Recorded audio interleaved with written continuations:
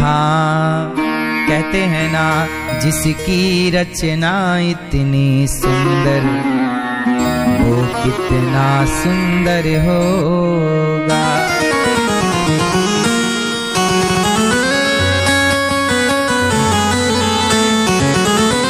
नाम तुम्हारा पालनहारा, जाने कब दर्शन होगा।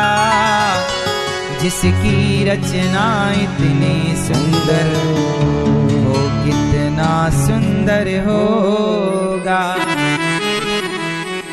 भगवान दीन दुखी का इस दुनिया में कोई नहीं सहारा है।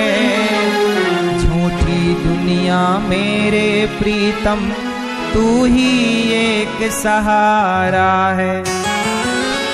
कृष्ण दर्श यदि करना हो तो, आप में से कितने लोगों को कृष्ण का दर्शन करना है? तो शर्त है, कृष्ण दर्श यदि करना हो तो कृष्ण प्रेम करना होगा। जिसकी रचना इतनी सुंदर, वो कितना सुंदर होगा। जिसकी रचना इतनी सुंदर, वो कितना। इसलिए मेरी माँ, भगवान को नहीं देखा, ये मुझे नहीं लगता आपने भगवान को नहीं देखा होगा। अच्छा ये बताओ, दुर्योधन ने कृष्ण को देखा कि नहीं? जोर से देखा ना। दुर्योधन ने कृष्ण को देखा तो सही, पर पहचान नहीं पाया। बोलो हाँ। रावण ने राम को देखा, बेचारा पहचान नहीं पाया। माता सती ने राम को देखा तो सही, पहचान नहीं पाई। मैया कहीं वही हालत हम सबकी तो नहीं है कि हमने भी ईश्वर को देखा तो है, कण कण में देखा है, कण कण में व्यापकता है उनकी, व्याप्त है वो, पर ऐसा तो नहीं कि हम भी पहचाने बिना मर जाएं। इसलिए पहचानना है तो संतों का आश्रय लीजिएगा। भगवान संत जन चाहेंगे, सत्संग करा करा के आपकी आंखें ऐसी। प्रहलाद जी खंबे में पहचान गए, नामदेव जी कुत्ते में विट्ठल भगवान को पहचान गए, एकनाथ जी गधे में भगवान को पहचान गए, और हम मंदिर में भगवान को नहीं पहचान रहे हैं। मतलब हमारी भक्ति कच्ची है। हाँ सब में प्रभु रहते हैं, मैया मैं क्या कहूँ। भगवान कहाँ है? सिय राम मैं सब जग जानी, करहूँ प्रणाम जोर जुग पानी। भगवान हरि व्यापक सर्वत्र समाना, प्रेमति प्रगट हो ही मैं जाना। मैया भगवान सब जगह है। अच्छा ये बताओ, भगवान का फुल फॉर्म क्या हुआ? बोलो भगवान। मैया कहो मेरी माँ, बोलो भगवान, जोर से भगवान भगवान। चलो भगवान का फुल फॉर्म बताओ क्या हुआ? भा ग वा आ न। भगवान का भा मतलब भूमि, गा मतलब गगन, वा मतलब वायु, आ मतलब अग्नि, ना मतलब नीर। पंच तत्व हो गए। ये पंच तत्व जो दिख रहा है सब भगवत स्वरूप है। ये हम सनातनी प्रकृति की तो पूजा करते हैं, इसलिए प्रकृति को जोड़कर ना भगवान शब्द तैयार हुआ। भगवान क्षितिजल पावक गगन समीरा, पंच रचित अति अधम शरीरा। ये पृथ्वी किससे बनी है? 5 चीजों से, पृथ्वी, जल, वायु, अग्नि और आकाश। और इन 5 को जोड़ा तो क्या बना? भगवान। भा भूमि, गा गगन, वा वायु, आ अग्नि, ना और नीर जल। हो गए 5। इन्हीं 5 से आप बने, इन्हीं 5 से हम बने। तो बताओ एक, अच्छा ये बताओ, ये जो प्रकाश है सूर्य भगवान का, ये प्रकाश इसलिए भागवत जी में लिखा है स्वानैव राजते स्वराट, जन्माद्यस्य यतोन्वयादि तरतश्चार्थेष्वभिज्ञः स्वराट। भगवान स्वराट प्रकाश स्वरूप है। ये जो प्रकाश है ये कौन है मैया? ये जो प्रकाश है ये कौन है? आपको लगता है मैंने भगवान देखे नहीं मेरी माँ, ये जो प्रकाश है आंखों से जो दिख रहा है वो सब कुछ भगवान है। बस अर्जुन समझ गए और दुर्योधन समझ नहीं पाया, विभीषण समझ गए और रावण समझ नहीं पाया। आप समझ जाओ तो भला है, नहीं समझो तो आपका चक्कर अभी चालू रहेगा। पुनरपि जननम पुनरपि मरणम, जन्म मृत्यु पुनरपि जननी जठरे शयनम, अभी चलता रहेगा जन्म मृत्यु। यदि इस जन्म मृत्यु के चक्र से बचना है तो क्या करना है? भज गोविंदम गोविंदम भज मूढ़ मते, भज गोविंदम गोविंदम भज मूढ़ मते, भज गोविंदम गोविंदम भज मूढ़ मते। पुनरपि जननम पुनरपि मरणम, पुनरपि जननम पुनरपि मरणम, पुनरपि जननी जठरे शयनम, भज गोविंदम गोविंदम भज मूढ़ मते, भज गोविंदम गोविंदम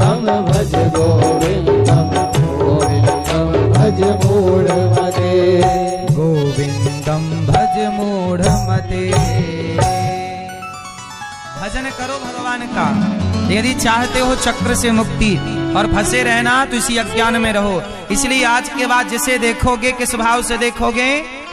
स्त्री पुरुष पेड़ पौधा चींटी हाथी सब में प्रभु रहते हैं।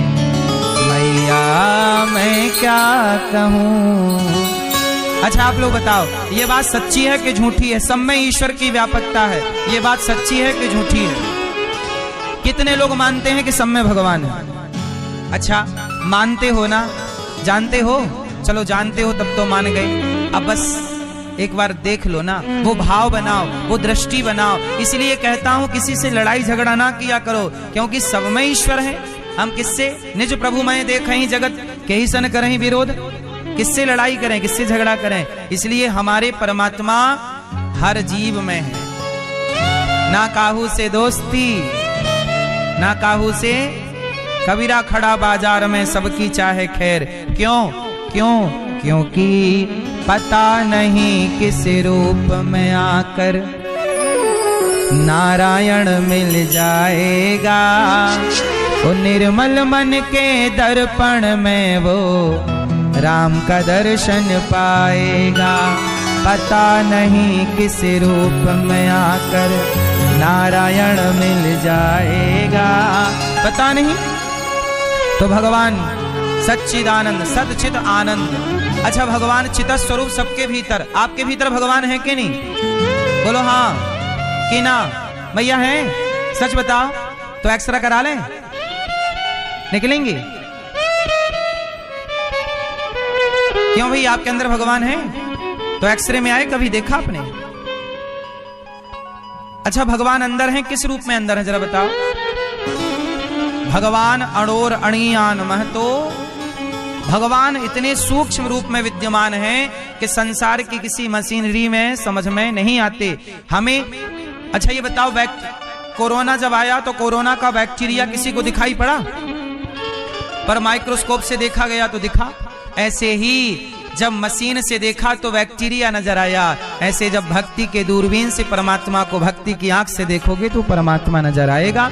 यूं कहने की बातें नहीं है, ये आत्मा अनुभव है। मैं मिठाई खाऊंगा तो मिठास का आनंद मुझे प्राप्त होगा, आपको नहीं। कांटा मुझे लगेगा तो दर्द मुझे होगा, आपको नहीं। उसी तरह भक्ति मैं करूंगा तो वो भक्ति करके परमात्मा का अनुभव मुझे होगा, आपको नहीं, है ना? प्रहलाद जी को दिख रहे थे कि खंबे में भगवान है, पर प्रहलाद के पिता हिरण्यकश्यपु को नहीं दिख रहे थे, हाँ या ना?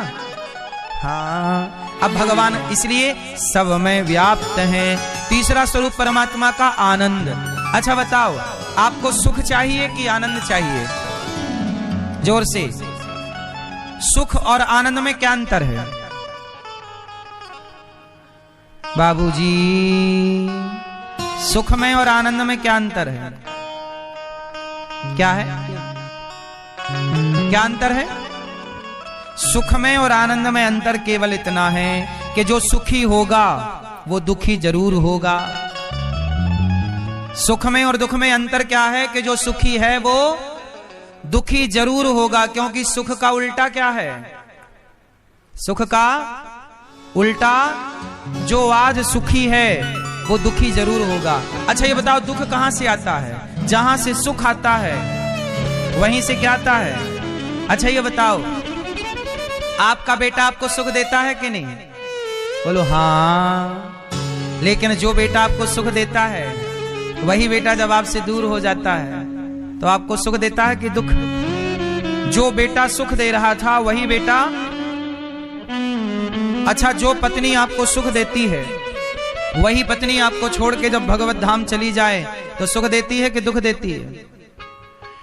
इस संसार, ये शरीर जवानी में बड़ा सुख देता है, पर यही शरीर बुढ़ापे में बड़ा दुख देने लगता है। यहां दर्द है, यहां पीड़ा है, यहां। जहां से सुख होगा वहीं से दुख होगा। इसलिए संसार में सुख है, पर मैं आपको एक विशेष बात बताऊं कि सुख के चक्कर में मत पड़िएगा। जहां सुख होगा वहां दुख जरूर होगा, लेकिन एक चीज और है, आनंद। अच्छा बताओ, सुख का उल्टा दुख है, अब बताओ आनंद का उल्टा क्या है? कुछ भी नहीं। इसका मतलब जगत में सुख है और जगन्नाथ में आनंद है। संसार में सुख है और भगवान में, हाँ, इसलिए आनंद चाहते हो तो भगवान की शरण में रहो, और सुख चाहते हो तो संसार में ढूंढते रहो। सुख भी मिलेगा, दुख भी मिलेगा, आप हंसोगे भी, आप रोओगे भी। लेकिन जो भगवान से जुड़ा वो केवल हंसेगा, और रोएगा तो केवल भगवान की याद में। कन्हैया को एक रोज रो कर पुकारा, कृपा पात्र किस दिन बनूंगा तुम्हारा। कन्हैया को एक रोज रो कर पुकारा, कृपा पात्र किस दिन बनूंगा तुम्हारा। हे प्रभु, कब आपका पात्र बनूंगा, अर्थात कब आपके योग्य बनूंगा। तो भगवान की याद में संत रोते हैं कि प्रभु कब दर्शन दोगे? क्या बिना दर्शन के जीवन व्यतीत हो जाएगा? जैसे गोपियां रो रही हैं कृष्ण के लिए, जैसे भरत जी रो रहे हैं राम के लिए, शबरी मां रो रही हैं भगवान राम के लिए। भगवान का भक्त भी रोता है, रोना अच्छी बात है। आप लोग रोते हैं। एक मैया रो रही थी, कथा सुनने के बाद हमें लगा भगवान के लिए रो रही होगी। हमने कहा मैया मत रो, मिलेंगे, भगवान जरूर मिलेंगे। बोले महाराज आप समझे ही नहीं, हम क्यों रो रहे हैं। हमने कहा क्या हुआ, क्यों रो रही हो? कथा सुनी हो तो भगवान के लिए ही रो रही होगी। बोले महाराज वो हमारी चप्पल कोई लेके चला गया। तो संसार का व्यक्ति रोता है चप्पल जूते के लिए, रुपया पैसे के लिए, परिवार के लिए, और संत रोते हैं बड़े बड़े संतों को मैंने रोते देखा है भगवान के लिए। हे प्रभु कब दर्शन दोगे? जो परम ज्ञानी हैं, परम विद्वान हैं, ऐसे महापुरुष संतों को भी ये दास ने आंसू बहाते देखा है भगवान की याद में। प्रभु कब दर्शन दोगे? इसलिए मेरी मां, रोना अच्छी बात है, पर जगत के लिए नहीं, जगन्नाथ के लिए। तो भगवान आनंद देने वाले हैं। संसार में सुख है, इसलिए आप लोग ना सुख से ना रहा करो, आनंद से रहा करो। जो आनंद में है तो आनंद का उल्टा कुछ नहीं है, आनंद बढ़ते क्रम में रहेगा, सुख तो उल्टा सीधा होता रहेगा, सुख दुख सुख दुख। इसलिए कोई आपसे पूछे कैसे हो, बोले आनंद में हूं। कई बार आप कहते हो सब सुख है, यदि आज सुख है तो कल दुख भी होगा। आनंद में रहोगे तो आनंद में रहोगे। भगवान का एक नाम आनंद है, जो आनंद सिंधु सुख राशि, सी करते त्रयी लोक सुपासी। भगवान का एक नाम आनंद है। क्या नाम है भगवान का? इसलिए कहते हैं नंद के आनंद भयो जय कन्हैया। नंद के कृष्ण भयो कोई नहीं कहता, नंद के भगवान का नाम आनंद है। इसलिए यदि आनंद चाहते हो तो भगवान की शरण में रहो। भगवान के अतिरिक्त और कहां आनंद होगा ये बताइए। संसार में सुख है, बस उस सुख से क्या होना है, इसलिए सतचित आनंद। अच्छा, भगवान क्या करते हैं? विश्वोत्पत्त्यादि हेतवे, भगवान विश्व की उत्पत्ति पालन संहार। अच्छा ये बताओ, भगवान कुछ काम करते हैं कि नहीं करते? क्या करते हैं भगवान मैया? भगवान क्या करते हैं? बाबूजी बताएंगे, पीले कुर्ते वाले। बताइए भगवान क्या करते हैं? क्या करते हैं भगवान? भगवान का काम है दुनिया को बनाना, दुनिया को चलाना, दुनिया का संहार करना।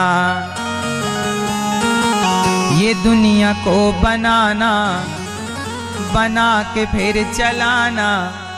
ये दुनिया को बनाना, बना के फिर चलाना, बस उसी का काम है। बड़ा जबरदस्त उसका इंतजाम है। गजब दुनिया बनाई परमात्मा ने। भगवान ने 3 रूपों में संसार को बनाया, ब्रह्मा विष्णु और ब्रह्मा जी, मतलब ब्रह्मा विष्णु महेश को शॉर्ट फॉर्म में कहा जाए तो बन जाएगा God. GOD, G for generator, O for operator, D for destroyer. Brahma सृष्टि को जनरेट करते हैं, भगवान विष्णु ऑपरेट करते हैं पालन, और भगवान शिव संहार करते हैं डिस्ट्रॉयर। तो ब्रह्मा विष्णु महेश तीनों को जोड़ा, गॉड तैयार हो गया। अब मुझे एक बात बताइए, भगवान संसार कब बनाते हैं, कब चलाते हैं, कब संहार कब होता है? चश्मा वाले भैया बताएंगे। बताओ संहार कब होता है? संहार कब होता है? रोज होता है कि कभी कभी?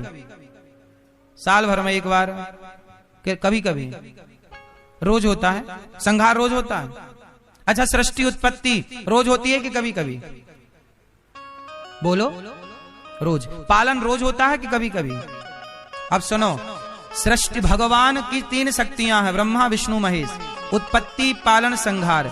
ये उत्पत्ति पालन संहार हर क्षण हो रहा। चुटकी बजाइए, इतनी देर में भी उत्पत्ति पालन संहार का क्रम चल रहा है। हमारे शरीर में बहुत सारे नए सेल बन रहे हैं और नए सेल बन के थोड़ी देर में समाप्त हो रहे हैं। तो हर क्षण जन्म ले रहे हैं, हर क्षण मर रहे हैं। हर सेकंड हमारी उत्पत्ति है, हर सेकंड हमारा संहार है। पर वो उत्पत्ति संहार इतना, पालन इतना सूक्ष्म है कि हमारी आंखों में पकड़ में नहीं आता। अच्छा बताओ, आप लोग जन्म लेते हैं, देखते ही देखते बच्चा बड़ा हो जाता है कि नहीं? मतलब जन्म लेने के बाद बच्चे में कितना बदलाव हुआ, उसका हर दिन जन्म हो रहा है, हर दिन पालन हो रहा है, हर दिन लड़कपन मर गया तो जवानी आई, जवानी मरी तो बुढ़ापा आया। रोज ये सृष्टि का क्रम चलता है।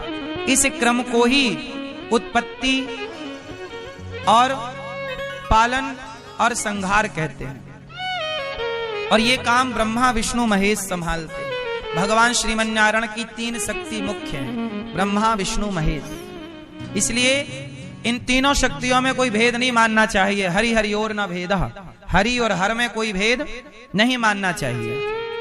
हरि और हर मतलब, हरि मतलब भगवान श्रीमन्नारायण, हर मतलब भगवान शिव में कोई भेद नहीं है। एक सृष्टि का पालन, एक सृष्टि का संहार करते हैं। ब्रह्मा जी को जीव कोटि में रखा गया है, ठीक है। तो इस तरह से भगवान विश्वोत्पत्त्यादि हेतवे तापत्रय विनाशाय, भगवान सारे दुखों का नाश करते हैं। दुख कितने तरह के होते हैं? 3 तरह। हमें भगवान बनाते हैं, आपको बनाए, हमें बनाए। हमारा पालन कौन कर रहा है? जोर से, मैया मैया। आपका पालन कौन कर रहा है? भगवान। अच्छा ये बताओ, आपको रोटी कौन देता है रोज? कौन देता है? मेरी माँ। हम सबके पालनहार कौन है? भगवान हम सबके पालनहार हैं। सारे दुखों का नाश करते हैं। तापत्रय विनाशाय, सारे दुखों का ना, दैहिक दैविक भौतिक तापा, राम राज्य का हो नहीं व्यापा। 3 प्रकार के दुख, सबका दुख दूर भगवान करते हैं। अच्छा ये बताओ, सबका दुख दूर कौन करते हैं? हाँ, जब कोई नहीं आता, हो जब कोई नहीं आता, हो मेरे श्याम आते हैं। मेरे दुख के मेरे दुख के दिनों में ये बड़े काम आते हैं। मेरे दुख के दिनों में ये बड़े काम आते। अच्छा बताओ, आपके दुख में कौन आता है? पड़ोसी आते हैं, रिश्तेदार आते हैं? सच बताओ, जब द्रौपदी के कपड़े उतारे गए कौन आया? अर्जुन आए, भीम आए, नकुल आए, सहदेव आए, गुरु द्रोणाचार्य आए। कहाँ जा छिपे हो प्यारे कन्हैया, कहाँ जा छिपे हो प्यारे कन्हैया। यहाँ लाज मेरी लूटी जा रही है। द्रौपदी सबको बुला रही है। गुरु द्रोण बोलो, पितामह बोलो, तुमसे तुम्हारी ये बहू पूछती है। पांचों पति आज बैठे सभा में। अच्छा ये बताओ कि द्रौपदी ने बुलाने में देर लगाई थी कि भगवान ने आने में देर लगाई? किसकी गलती थी, भगवान की कि द्रौपदी की? बुलाने में देर थी कि आने में? कहाँ देर थी भैया? मैया किसमें देर थी? द्रौपदी पहले किसको बुला रही थी? अर्जुन आओ, भीम आओ। भगवान बोले यदि जगत में भरोसा है तो बुला लो। भगवान कहते हैं यदि तुम संसार को बुलाओगे तो मैं नहीं आऊंगा। भगवान कब आएंगे? एक भरोसे एक बल, एक आस विश्वास, एक राम घन श्याम हित, चातक तुलसीदास। यदि आपको संसार का भरोसा है तो भगवान बोलेंगे उन्हीं को बुलाओ। इसलिए कहता हूं किसी पे भरोसा ना करो। भरोसे के योग्य कौन है? मोहे तो भरोसो इन चरणन केरो। भगवान के चरणों का हमें भरोसा, हमें और किसका भरोसा है? इसलिए किसका भरोसा करेंगे? तुलसी भरोसे राम के। तुलसी किसके भरोसे हैं? और आप लोग किसके भरोसे हैं? आप लोग ना परिवार के भरोसे हैं। मेरे तो ये बेटा है बड़ा पैसे वाला, मेरा तो ये बेटी है, मेरा तो पड़ोसी है, मेरी तो पहचान नेताजी से है। आप तो जगत के भरोसे रह लेते हो। किसी का भरोसा मत करिएगा। द्रौपदी ने सबका भरोसा किया, कोई नहीं आया। फिर जब कोई नहीं आता वो मेरे श्याम आते हैं। मेरे दुख के मेरे दुख के मेरे दुख के दिनों में काम आते हैं। मेरे दुख के दिनों में काम आते हैं।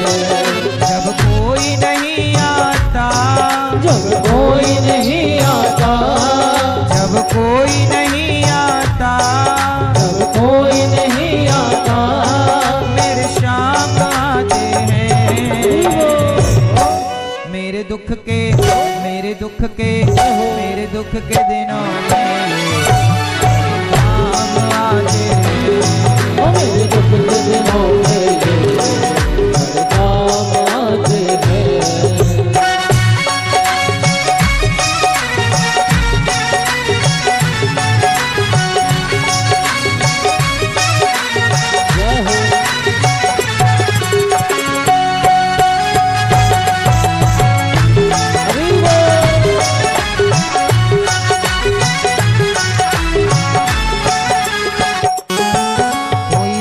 करे हल्का हो जाए। कोई याद करे इनको दुख हल्का हो जाए। कोई भक्ति करे इनकी ये उनका हो जाए। कोई भक्ति करे इनकी ये उनका हो जाए। हर भक्तों का कहना, हर भक्तों का कहना ये मान जाते हैं। मेरे दुख के मेरे दुख के मेरे दुख के दिनों में ये मेरे काम आते हैं। मेरे दुख के दिनों में ये मेरे काम आते हैं।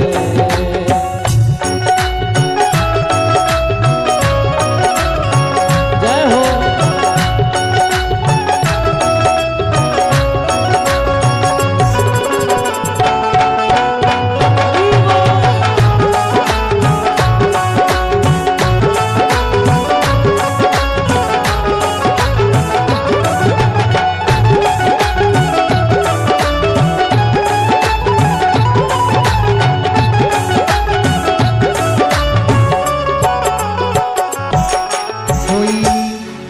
मेरी नैया चलती है पतवार नहीं होती।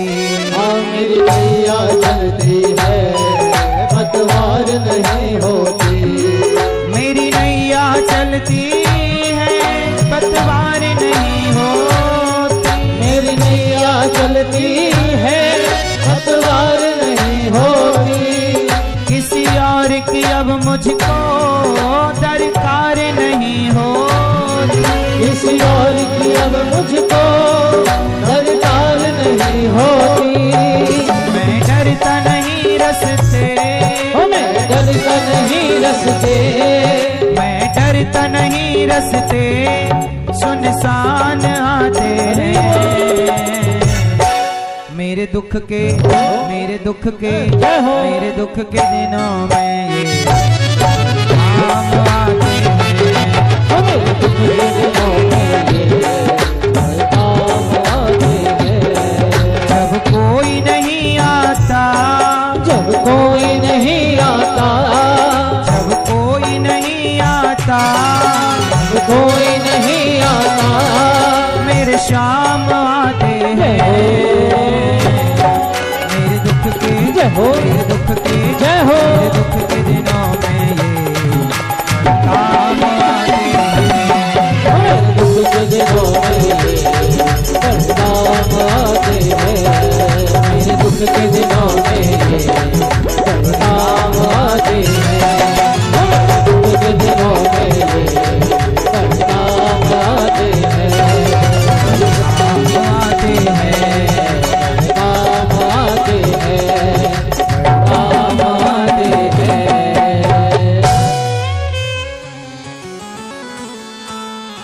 द्रौपदी सबको बुला रही हैं।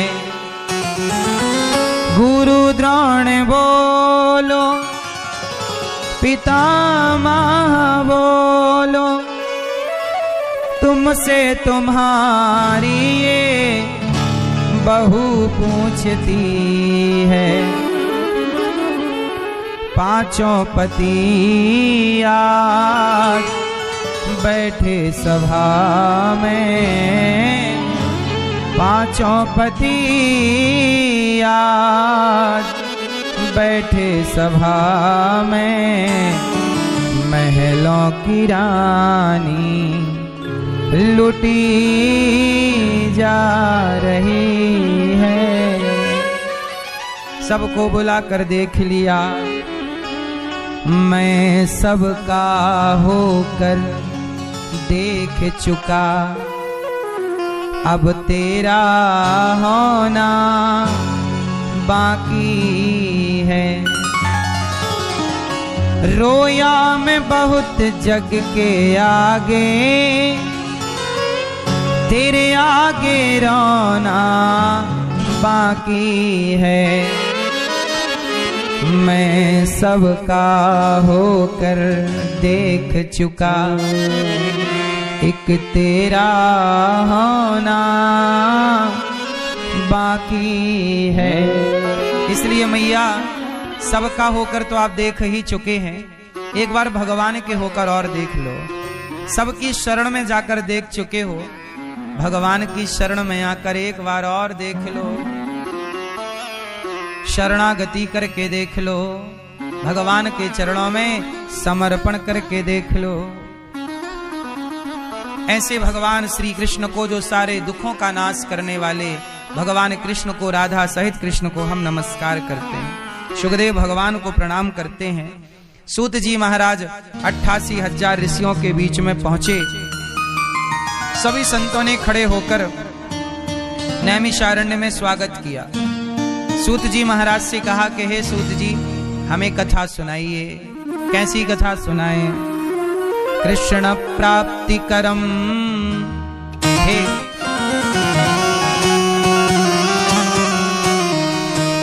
कृष्ण प्राप्ति करम,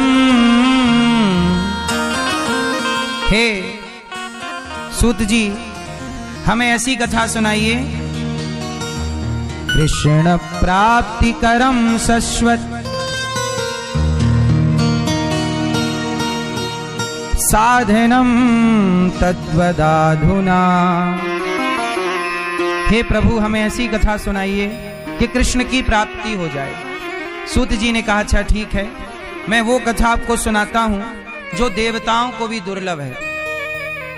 आपको कथा का सार समझाता हूं। सारम सारम समुद्रतम सर्व वेदेतिहासानाम। सारे वेद पुराणों का जो सार है वो मैं आपको सुनाता हूं। आपने कहा कि कृष्ण की प्राप्ति हो, ऐसी कथा सुनाओ। देखो, भागवत क्यों सुननी चाहिए?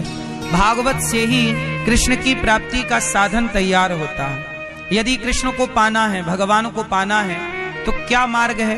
किस मार्ग से चलें कि भगवान के रास्ते तक पहुंचे? तो भागवत। भक्ति स्वतंत्र सकल सुख खानी, पर बिनु सत्संग न पावे प्राणी। भक्ति के बिना, भक्ति सब कुछ दे सकती है, पर भक्ति को पाना है तो सत्संग जरूरी है। एक घड़ी आधे की पुनियाद। सूत जी महाराज कहते हैं कि हम आपको कथा सुनाते हैं। कौन सी कथा सुनाओगे? जो देवताओं को भी दुर्लभ है। एक बार क्या हुआ कि परीक्षित जी भागवत सुन रहे थे, वहां इंद्र आए और हाथ जोड़ के कहा, शुकम नत्वा वदन सर्वे स्वकार्य कुशलाः सुराः। सुखदेव भगवान के सामने देवता हाथ जोड़ के कहा कि हे सुखदेव भगवान, एवं विनिमये जाते सुधा राज्ञा प्रपीयताम। ये स्वर्ग का अमृत लाया हूं, ये आप राजा परीक्षित को स्वर्ग का अमृत पिला दो, और ये कथा का अमृत हमें। सोचिए, देवताओं के राजा इंद्र जो किसी को अमृत का एक बूंद नहीं देते, आज वो परीक्षित जी के पास आके कह रहे हैं तुम अमृत पी लो और ये कथा का अमृत हमें दे दो। इसका मतलब ये हुआ कि स्वर्ग का अमृत यदि धरती पे आ गया है, तो इसका मतलब ये हुआ कि भागवत जितनी श्रेष्ठ हैं, जिनके सामने स्वर्ग का अमृत भी तुच्छ सा जान पड़ता है। परीक्षित जी से सुखदेव जी ने कहा कि परीक्षित, आपको 7 दिन में मरना है, ऐसा करो कि अमृत पी लो, पी लो, स्वर्ग का अमर हो जाओगे। परीक्षित जी ने मना कर दिया, हमें नहीं चाहिए। स्वर्ग के अमृत को भी त्याग दिया परीक्षित जी ने। क्यों? क्योंकि तब कथामृतम, अभी हम कथा का अमृत पी रहे हैं ना, कथा के अमृत के आगे स्वर्ग का अमृत फीका है। क्वा सुधा क्वा कथा लोके क्वा कांचा क्वा मणिर महान। सुखदेव भगवान ने कहा कि तुम्हारे स्वर्ग का अमृत कांच का टुकड़ा है और ये कथा का अमृत मणि है। इसलिए एक पलड़े पर कथा को रखा जाए, भागवत को रखा जाए, और दूसरे पलड़े पर स्वर्ग के तमाम सुखों को रखा जाए। बताओ किसका पलड़ा भारी होगा? बोलो मैया, मैया, किसका पलड़ा भारी? इसकी एक कथा है, कहो तो सुनाऊं। एक बार वशिष्ठ जी और विश्वामित्र जी दोनों में जो विश्वामित्र जी थे ना, वो थोड़ा वशिष्ठ जी से थोड़ी सी ईर्ष्या भाव रखते थे प्रारंभिक में। बाद में तो फिर सब ठीक हुआ। बस विश्वामित्र जी को लगता कि मैं बड़ा हूं, पर वशिष्ठ जी कभी नहीं कहते कि मैं बड़ा हूं, वो तो संत ही थे। कश्यपुत्री वशिष्ठस्य विश्वामित्रोथ गौतम। सप्तऋषियों में नाम दोनों का है, पर विश्वामित्र जी एक बार बोले कि पृथ्वी का भार तो मैं भी उठा सकता हूं, ये पूरी पृथ्वी तो मैं उठा सकता हूं। ठीक है।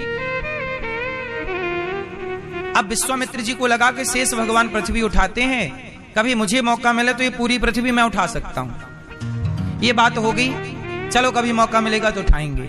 एक दिन विश्वामित्र जी वशिष्ठ जी के पास गए।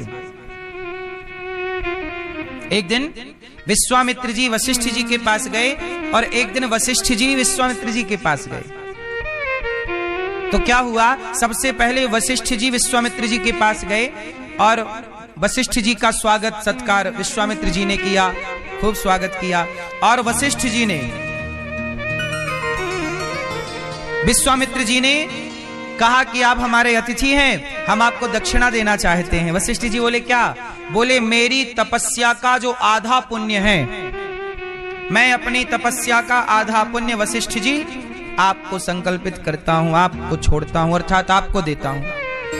संतों के पास तो पुण्य है ना, मेरा पुण्य आप ले लीजिए, आधा पुण्य आपका। वशिष्ठ जी ने प्रणाम किया, महाराज आप तो बड़े दानी हैं, अपना पुण्य ही आपने मुझे दे दिया।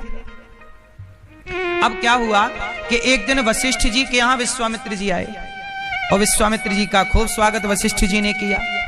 अब वशिष्ठ जी उनको खिला पिला के जब विश्वामित्र जी विदा होने लगे तो विश्वामित्र जी से वशिष्ठ जी ने कहा कि वशिष्ठ जी आपने मुझे तपस्या का आधा पुण्य मुझे दिया था, पर मैं भी आपको पुण्य देना चाहता हूं। क्या? बोले आज सोते समय मैंने स्वप्न देखा और स्वप्न में मैंने देखा क्या कि मैं स्वप्न में सत्संग कर रहा हूं। वशिष्ठ जी ने कहा कि आज मैंने स्वप्न में क्या किया? सत्संग। तो जो सत्संग करने का मुझे पुण्य प्राप्त हुआ विश्वामित्र जी, वो सत्संग का पुण्य मैं आपको देता हूं। आज के स्वप्न के सत्संग का पुण्य आपको देता हूं। विश्वामित्र जी तो नाराज हो गए, वाह हमने अपनी आधी तपस्या का पुण्य आपको दिया और आपने सपने में जो सत्संग किया वही पकड़ा दिया, बड़े कंजूस हैं आप। वशिष्ठ जी बोले कि देखो आपको कम लग रहा है लेकिन ये पुण्य कम है नहीं। अब दोनों में विवाद हो गया। विश्वामित्र जी बोले कि आपने तो हमारा अपमान कर दिया, हमने तो आधी तपस्या दी थी और आप हमें क्या 1 घंटे में जो सपना में सत्संग किया होगा वो पुण्य पकड़ा दिया, इससे आपने कोई हमारा सत्कार किया है, अपमान कर दिया आपने। अब दोनों में बात विवाद चल रहा था।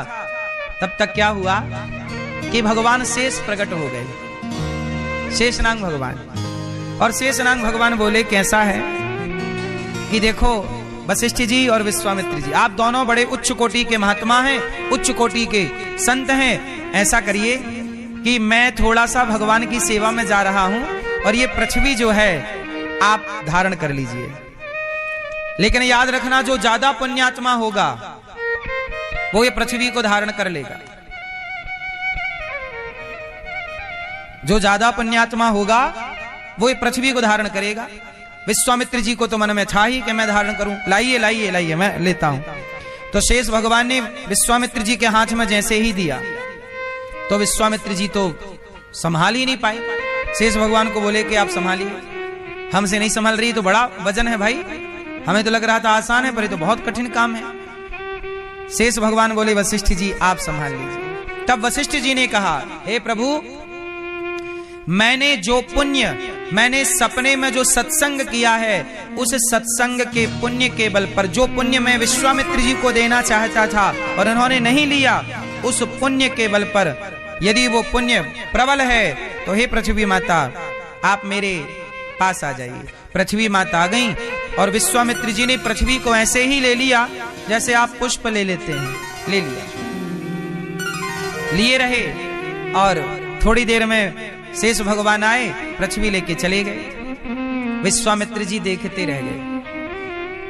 वशिष्ठ जी ने कहा विश्वामित्र जी आपने तपस्या करके जितना पुण्य पाया है, तपस्या का पुण्य एक तरफ और थोड़े से सत्संग का पुण्य एक तरफ।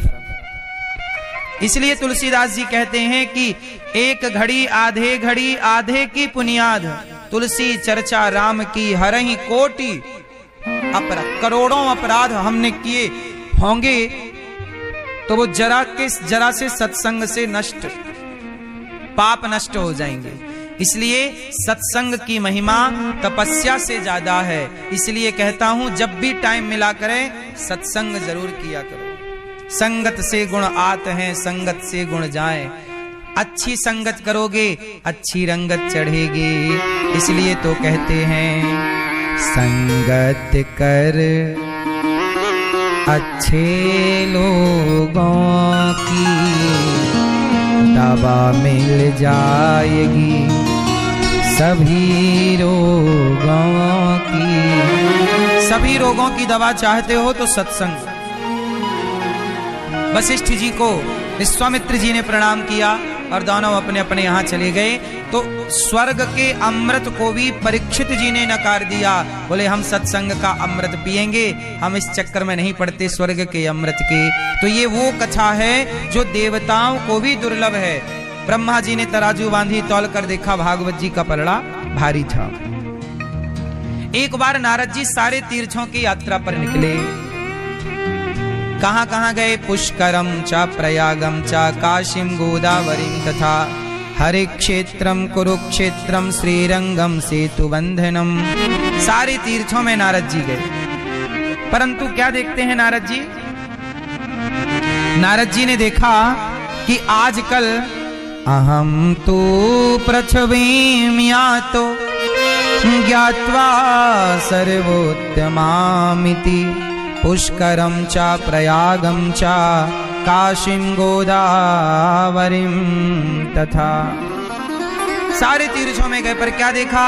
सत्यम नास्ति तपः शौचम दयादानम न विद्यते उदरम भरिणो जीवा वराकाः कूटभाषिणः। आजकल क्या नारद जी ने देखा? कलयुग में जब भ्रमण करने नारद जी निकले तो सत्यम नास्ति तपः शौचम। कलयुग में क्या नहीं है मेरी माँ? मैया कलयुग में क्या नहीं है मेरी माँ? क्या नहीं है? सत्यम नास्ति। कलयुग में सच बोलने वाले लोग कम हैं। तपः तप करने वाले लोग भी कम हैं। शौचम पवित्र रहने वाले लोग भी कम हैं। कलयुग में कितने लोगों की कमी है? सच बोलने वालों की। अच्छा बताओ, सच बोलने वाले ज्यादा हैं कि कम हैं? ज्यादा हैं। अच्छा आप लोग सच बोलते हैं कि झूठ बोलते हैं? मैया, ओ मोबाइल वाली मैया, सच बोलते हैं आप लोग कि झूठ? मैया सच बोलती हो मेरी माँ? हाँ मैया जी झूठ मत बोलो, प्रभु के पास जाना है। न हाथी है न घोड़ा है, वहाँ पैदल ही जाना है। मैया जी झूठ मत बोलो, मैया जी झूठ मत बोलो, प्रभु के पास जाना है। प्रभु के पास जाना है। न हाथी है न घोड़ा है, वहाँ पैदल ही जाना है। न हाथी है न घोड़ा है, वहाँ पैदल ही जाना है। इसलिए कहता हूँ झूठ बोलने से बचा करो। झूठ बोलना पाप है और नदी किनारे, इसलिए झूठ ना बोला करो। झूठ बोलने का पाप ज्यादा है। सबसे बड़ा पाप क्या है? नहीं असत्य समपातक पुंजा। सबसे बड़ा पाप क्या है? झूठ बोलना सबसे बड़ा। और सबसे बड़ा पुण्य क्या है? सच बोलना। सच बोलना क्या है मेरी माँ? पुण्य। और झूठ बोलना क्या है? पाप है। इसलिए बच्चों सत्यम नास्ति तपः। तप थोड़ा सा जप तप किया करो, भगवान का जप किया करो। थोड़ा सा त्यागी पुरुष, त्यागी बनो। त्याग सकते हो चीजों को, सुख सुविधाओं को, त्यागी बनो। और शौचम। आप लोग पवित्र रहते हैं कि नहीं? बोलो हाँ कि ना। पवित्र मतलब पवित्रता दोनों तरह की पवित्रता होती है, बाहर की शुद्धि, भीतर की शुद्धि। अपवित्र पवित्रो वा सर्वावस्थांग गतोपि वा। बाहर की भी शुद्धि चाहिए और भीतर की भी शुद्धि चाहिए। बाहर की शुद्धि कैसे होगी? स्नान से। समय पर स्नान करना चाहिए, स्नान करके सूर्य अर्घ जरूर देना चाहिए, भगवान का ध्यान चिंतन जरूर करना चाहिए, और लघु शंका जाने के बाद 4 कुल्ला करना ही चाहिए, हाथ पांव धुलना ही चाहिए, शौच के बाद स्नान करना ही चाहिए। कुछ लोग शौच करने के बाद भी स्नान नहीं करते, बिना स्नान किए मैयाएं भोजन बना लेती हैं। कुछ मैयाएं, कुछ पुरुष बिना स्नान किए शौच के बाद भी घूमते रहते हैं। इससे नकारात्मकता बढ़ती है, नेगेटिविटी आती है। जहां अशुद्धि होगी, याद रखना, जहां गंदगी होगी वहां मच्छर होते हैं कि नहीं? बोलो हाँ। उसी तरह जहां अशुद्धि अपवित्रता होती है वहां लक्ष्मी का नहीं, वहां शांति का नहीं, अशांति का वास होता है। पवित्रता में, शुद्धि में शांति और अशुद्धि में अशांति। आज लोगों के जीवन में अशांति क्यों है? क्योंकि आप लोग समय से नहाते भी नहीं हैं। बिना नहाए आप लोग चाय पी लेते हैं, बिना नहाए आप बिस्तर पे बिस्किट चाय खा पी लेते हैं। 4 दिन कुछ लोग नहाते ही नहीं हैं, तो यहां तो अशांति ही प्रकट होगी ना। बिना नहाए भोजन बन गए। कुछ मैयाएं ऐसी हैं बिना नहाए भोजन बना लेती हैं, भोजन बनाने के बाद में नहाती हैं 12-1 बजे। हाँ या ना? फिर ये राक्षसी पना है। इससे जीवन में शांति कभी स्थापित ना होगी। विचारों की शुद्धि जरूरी है, पवित्रता जरूरी है। कहते ना, जैसी राखे शुद्धि वैसी बने, और जैसा खाए अन्न वैसा रहे मन, और जैसा पिए पानी वैसी बोले। दोस्तों, जैसा कि आप सभी लोग जानते हैं कि 19 जनवरी 2026 मार्च महीने में पड़ने वाली सोमवार व्रत है और माघ महीने की गुप्त नवरात्र प्रतिपदा तिथि है, और हमारे हिंदू धर्म में इसका बहुत ही बड़ा महत्व होता है। और इस दिन आप लोगों को 3 लौंग वाला उपाय जरूर करना चाहिए, जो कि पंडित जी ने अपनी अभी की ही कथा में यहाँ पर बताया हुआ है। तो दोस्तों, इस उपाय को आपको कैसे करना है, कब करना है, कहाँ पर करना है, और उपाय को करते समय आपको किन बातों का ध्यान रखना है, ये सारी जानकारी हम आपको इस वीडियो में देंगे। तो चलिए दोस्तों, वीडियो में आगे बढ़ते हैं। देखिए, ये दिन इतना खास होता है, इतना महत्वपूर्ण होता है। देखा गया है कभी कभी बड़े बड़े पूजा पाठ अनुष्ठान से जो मनोकामना पूर्ण नहीं होती है, वह आज 19 जनवरी 2026 माघ माह के सोमवार गुप्त नवरात्र प्रतिपदा तिथि की रात एक छोटे से उपाय करने से ही आपकी सभी मनोकामना पूर्ण हो जाती है। और बहुत सारे लोगों ने इस उपाय को किया भी है, उनको इस उपाय को करने का फल भी जरूर मिला है। अगर आप लोग भी इस उपाय को आज 19 जनवरी 2006 माघ महीने के सोमवार गुप्त नवरात्र प्रतिपदा तिथि के दिन करना चाहते हैं, तो आप इस उपाय को पहले अच्छे से समझ लेना, सुन लेना, उसके बाद करना। आपको इस उपाय का फल जरूर मिलेगा। और इस उपाय को करने से आपके घर में चाहे किसी भी प्रकार की दुहक और समस्या क्यों न चल रही हो, आपको उसका कारण भी नहीं पता है कि भाई ये समस्या किससे चल रही है, उसका कुछ भी कारण हो सकता है। जैसे पितृदोष हो सकता है, या किसी भी तरह का मंगल दोष भी हो सकता है, और भी बहुत तरह के दोष होते हैं, कुछ भी हो सकता है। और आपको इस उपाय को करने के लिए अपने दोस्त को पता लगाने की भी जरूरत नहीं है। जनवरी 2026 माघ महीने के सोमवार गुप्त नवरात्र प्रतिपदा तिथि की रात इस 3 लौंग वाला उपाय को आप लोगों को कर लेना है। दोस्तों, अब हम समझते हैं इस वाले उपाय करना के समय, तो सबसे पहली बार दोस्तों हम समझते हैं कि ये 3 लौंग वाला उपाय करना किसी को है। तो देखिए, यहाँ पर सीधी सी बात है कि ये 3 लौंग वाला उपाय जो उपाय है, ये इसलिए किया जा रहा है, ये मनोकामना को पूर्ण करने के लिए किया जा रहा है, या आपके जीवन में जो दुख और परेशानियां हैं उनको दूर करने के लिए किया जा रहा है, या आपका कोई बड़ा काम है जो कि नहीं हो पा रहा है, आप उसके लिए इस उपाय को कर सकते हो।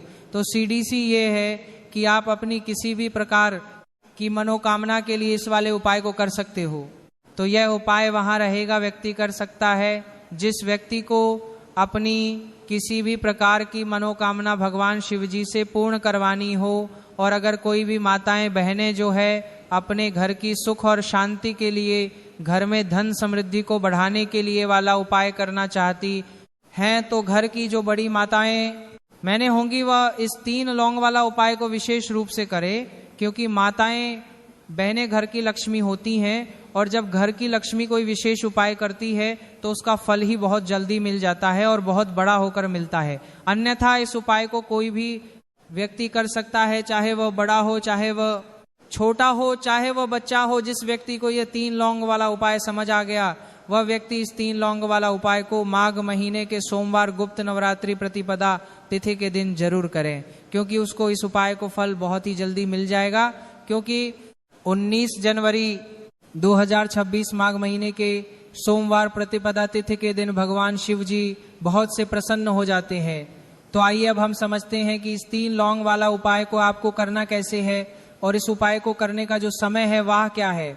तो देखिए, 19 जनवरी 2026 में माघ महीने के सोमवार प्रतिपदा तिथि की रात किए जाने वाले यहाँ 3 लौंग वाला जो उपाय है, ये मुख्य रूप से शाम के समय का रहेगा, प्रदोष काल का रहेगा। भाई, प्रदोष काल का समय भी एक बहुत ही लोगों के मन में प्रश्न बन जाता है कि भाई यह समय होता कब है, कितने बजे से लेकर कितने बजे समय होता है, ताकि हमें उपाय के लिए जो है का समय पता लग जाए। तो हम आपको बता दें, प्रदोष काल का जो एक समय होता है, शाम का समय होता है। शाम के 6:00 बजे से लेकर शाम के 7:00 बजे के बीच का, इस समय के बीच में आप उपाय को करेंगे तो आपको उस बात करने का समय को लेकर शाम 7:00 बजे के बीच का उपाय का जरूर फल मिलेगा। तो शाम के 6:00 बजे से लेकर शाम के 7:00 बजे के बीच में आप लोग इस 3 लौंग वाला जो उपाय को कर सकते हो। तो भैया, बहुत सारे लोग यहाँ पर ये प्रश्न भी जरूर करेंगे कि भाई हम तो नौकरी पर जाते हैं, हम तो अपनी ड्यूटी पर जाते हैं और आने में हमें देर हो जाती है, तो उस 3 लौंग वाला जो उपाय को कर सकते हो, हमारे जो जगह पर हमें क्या करना चाहिए। तो देखिए, उन लोगों को भी टेंशन लेने की जरूरत नहीं है। अगर आप लोग इस उपाय को शाम के समय प्रदोष काल में कर रहे हैं और अगर आपको आने में देरी भी हो जाती है, अब आपको आने में 7:00 बजे तक आप नहीं पहुंच पाते हो, तो भाई आप 7 या रात 8:00 बजे तक भी अगर उपाय को करोगे तो भी चल जाएगा, और अगर इससे भी थोड़ा देर हो जाती तो भी आप उपाय को कर सकते हो। क्योंकि 19 जनवरी 2026 माघ महीने के सोमवार प्रतिपदा तिथि का दिन है। यह दिन बहुत ही कम आता है पूरे साल भर में, एक बार, इसलिए जब आपको मौका मिल जाए, जब आप इस उपाय को जरूर कर लेना। कोई भी उपाय हो, आप कभी भी कर सकते हो। माघ महीने के सोमवार प्रतिपदा तिथि के दिन बस कोशिश करना कि समय के थोड़ा मतलब अंतर्गत ही कर लो, पर किसी कारणवश अगर न कर पाओ तो फिर आप थोड़ा देरी से भी कर सकते हो। आपको उपाय का फल जरूर मिलेगा। पूज्य गुरुजी ने कहा है कि जब भी माघ महीने के सोमवार प्रतिपदा तिथि केयर 8 पड़े तो आपको सिर्फ 3 वाला उपाय करना है। इससे आपके जीवन में अगर धन वैभव की समस्या चल रही है, अगर आप रुपए पैसों के लिए बहुत ज्यादा परेशान रहते हैं, आर्थिक तंगी चल रही है, कई बार आप प्रयास बहुत करते हैं, मेहनत बहुत करते हैं, लेकिन आपको धन प्राप्त नहीं हो पाता है, आप मेहनत करने के बावजूद भी सफल नहीं हो पाते हैं, आप अपने व्यापार में असफल हो जाते हैं, काम करने के प्रयास में असफल हो जाते हैं, किसी भी कार्य में अगर आप असफल हो रहे हो या फिर आपको धन की हानि हो रही हो, तो गुरुजी ने कहा कि आपको यह छोटा सा उपाय इस मार्ग महीने के सोमवार के गुप्त नवरात्र प्रतिपदा तिथि में जरूर करना चाहिए। इसीलिए इस वीडियो को बिना भगाई अंत तक देखिएगा, ताकि इस उपाय को करने के बाद आपका भाग्य प्रबल हो जाए, आपके नवग्रह आपका साथ देना शुरू कर दें, आपके घर की बरकत हो, आपके घर की उन्नति हो और भगवान भोलेनाथ का आशीर्वाद हमेशा पर बना रहे। और अगर आप चाहते हैं कि महादेव जी की पास से आपके जीवन की समस्त प्रकार की परेशानी से आपको मुक्ति मिल जाए और महादेव जी का कृपा हमेशा आप पर बना रहे, तो दोस्तों पूरी सच्ची श्रद्धा और पूरे विश्वास के साथ इस वीडियो को लाइक कर दीजिए और कमेंट बॉक्स में लिख दीजिए ओम नमः शिवाय, हर हर महादेव। और इस वीडियो को आप जितने लोगों तक पहुंचा सकते हैं उतने लोगों तक पहुंचा दीजिए, ताकि लोगों का भला हो सके। और दोस्तों कमेंट बॉक्स में अपनी राशि भी डाल दीजिएगा, आपकी राशि के अनुसार कोई भी ऐसा उपाय होगा जो करके आप लाभ पा सकते हैं। माघ माह के महीने में वहां आकर हम आपके कमेंट का रिप्लाई में बताए देंगे। लेकिन आपसे निवेदन था, वीडियो लाइक करना मत भूलिएगा, कमेंट बॉक्स में श्री शिवाय नमः, ओम नमः शिवाय जरूर लिख दीजिएगा। तो चलिए जानते हैं इस विशेष उपाय के बारे में। आज का यह वीडियो बहुत ही खास होने वाला है, क्या कि माघ महीने के सोमवार की गुप्त नवरात्र प्रतिपदा तिथि में किए जाने वाले 3 विशेष उपाय आज आपको इस वीडियो में बताए जाएंगे। यह उपाय आप अपनी समस्त क्या के अनुसार कर सकते हैं। इन उपायों में आपको धन प्राप्ति के उपाय बताए जाएंगे, आपकी मनोकामना पूर्ति के उपाय बताए जाएंगे। जीवन में किसी भी प्रकार के संकट चल रहे हैं, समस्याएं चल रही हैं, तुमको दूर करने के उपाय बताए जाएंगे। चलिए जानते हैं पूज्य जी द्वारा बताए गए सबसे पहले उपाय के बारे में। इस उपाय के लिए आपको सबसे पहले जरूरत पड़ेगी 3 लौंग। आज माघ महीने के सोमवार प्रतिपदा तिथि की रात 3 लौंग घर में इस जगह पर फेंक देना। धन की कमी आपके जीवन से दूर हो जाएगी और बड़े से बड़ा नजर दोष भी आपके घर से दूर हो जाएगा। घर परिवार के जितने भी सदस्य हैं उनके जीवन से दूर हो जाएगा। दोस्तों दें कि आज की वीडियो बहुत ही खास है, क्योंकि आज की वीडियो में 3 लोगों का सा उपाय आपको बताने वाले हैं। 3 लोग आपको अपने घर में जला देना है। इस उपाय को आप इस माघ माह के सोमवार प्रतिपदा तिथि के दिन कर लिया तो ऐसा मानकर चलिए कि आपके जीवन के जो दुख है अब उन्हें दूर होने में ज्यादा समय नहीं लगेगा। तो देखिए बात करेंगे सबसे पहले लौंग की। जो होती है पूजा पाठ हो गया, कोई भी हम बहुत बड़ी पूजा करते हैं, छोटी पूजा करते हैं, कोई भी चीज जब हम पूजा से रिलेटिव करते हैं तो होता क्या है, हम उसमें लौंग जरूर लेते हैं। माँ दुर्गा की पूजा करते हैं, महादेवी का करते हैं, बजरंगबली का पूजन करते हैं। लौंग हम उसमें विशेष रूप से लेते हैं, क्योंकि लौंग जो होती है ये एक तरह से आपके घर से नजर दोष को भी दूर करती है, नेगेटिविटी को भी दूर करती है। और लौंग के जितने भी उपाय होते हैं आपको बता दें, या बहुत जल्दी देवी देवताओं को भी प्रसन्न करते हैं और आपके जीवन के कष्टों को बहुत जल्दी दूर कर देते हैं। तो जो लोग भी चाहते हैं ना कि हमारे जीवन के कष्ट जल्दी से जल्दी दूर हो जाएं, उन्हें तो विशेषकर लौंग के उपाय जरूर करने चाहिए। जो लोग चाहते हैं से जल्दी अच्छा सा रिजल्ट उनको उनके जीवन में मिले, पैसा उनके पास आए, पैसा उनके पास रुके, तो उन्हें भी विशेष करके उपाय जरूर करने हैं। तो देखिए ज्योतिष शास्त्र में भी कि ऐसे ऐसे उपाय हैं जिन्हें करने से व्यक्ति अपने जीवन की बड़ी से बड़ी समस्या का समाधान निकाल सकता है। कहने का मतलब लें कि उपाय करके आप अपने जीवन के बड़े बड़े कष्टों को ना बहुत आसानी से दूर कर सकते हैं। लेकिन बहुत बार हम होता क्या है, जीवन में जब कष्टों को नहीं है, बहुत बढ़ जाते हैं, दोहा को बहुत बढ़ जाते हैं, तो हमारा जो दिमाग होता है वह सोच नहीं पाता है। हम नहीं समझ पाते हैं कि यह जो कष्ट हम इतने बड़े लग रहे हैं और होते भी हैं। बसंत जीवन में कभी कभी बहुत बड़े कष्ट आ जाते हैं, लेकिन ये बड़े बड़े कष्ट भी आप बहुत ही आसानी से दूर कर सकते हैं लौंग के उपाय के। पूरी सच्ची श्रद्धा के साथ जब कोई भी उपाय करते हैं ना, उसमें ये महत्व नहीं रखता है कि आप बड़ी पूजा करते हैं, छोटी पूजा करते हैं, बड़ा उपाय करते हैं, छोटा उपाय करते हैं। उसमें सच श्रद्धा का होना और आपके विश्वास का होना, भगवान के ऊपर पूरा विश्वास करके जब आप कोई भी उपाय करते हैं ना, आपका उपाय सफल होता ही होता है और भगवान खुद आपके जीवन के संकटों को दूर करने आते हैं। तो बात करेंगे सबसे उपाय की है ना, जो कि आपको करना है माघ सभी आपको करना है माँ के सोमवार प्रतिपदा तिथि थे के दिन लौंग से। आप देखिए जो सबसे पहला उपाय आपको बताने जा रहे हैं, इस उपाय को अगर आप करते हैं तो आप अपने जीवन में जो भी भगवान से मांगेंगे ना कि हम मुझे याची चाहिए है ना, मेरी ये मनोकामना है, ये पूरी नहीं हो रही है, भगवान आप मेरी मनोकामना को पूरा कर देना। तो आपकी मनोकामना पूर्ति के लिए आपको ये पहला उपाय करना है माघ माह के सोमवार प्रतिपदा तिथि के दिन। तो देखिए आपको करना क्या है, यहाँ पर आपको 2 फूल वाली लौंग लेनी है। एक भी लौंग उसमें से खंडित ना हो, टूटी हुई ना हो।